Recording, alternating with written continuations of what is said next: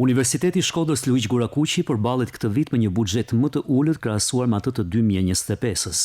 Gjatë mbledhjes së Senatit Akademik, rektori Tonin Gjurej e cilësoi të pamjaftueshëm fondin e akorduar nga Ministria e Arsimit për vitin 2026 në raport me nevojat dhe projektet e institucionit.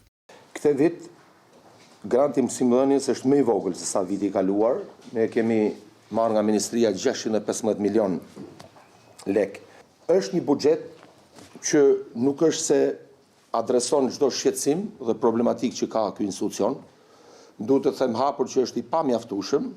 Megjithatë ne po vijojmë kontaktet, dialogun me Ministrinë e Arsimit, që për vetë specifiken që ka ky institucion apo për faktin që një pjesë e godinave janë të ezaruara, ne kemi kërkuar mbështetje shtesë financiare nga Ministria e Arsimit. Sipas rektorit, pavarësisht kufizimeve buxhetore, universiteti ka përcaktuar prioritetet kryesore në planin e investimeve për këtë vit. Në fokus është rikonstruksioni i godinës së Fakultetit të Shkencave të Edukimit, si dhe përmirësimi i sistemit të kaldajave në godinat e 3 fakulteteve.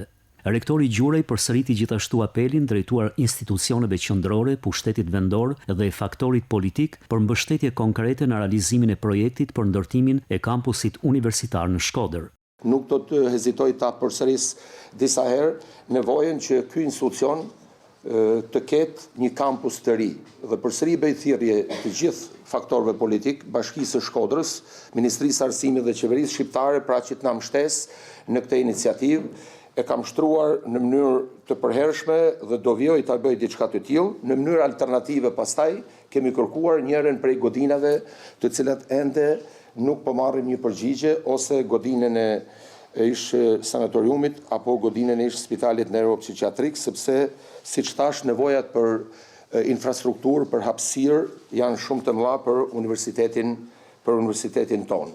Gjurej bëri të ditur në mbledhjen e Senatit se pritet të nënshkruhet së shpejti një marrëveshje bashkëpunimi me Universitetin e Tiranës, e cila synon mbështetjen e stafit akademik të Universitetit të Shkodrës në proceset për tituj dhe grada shkencore.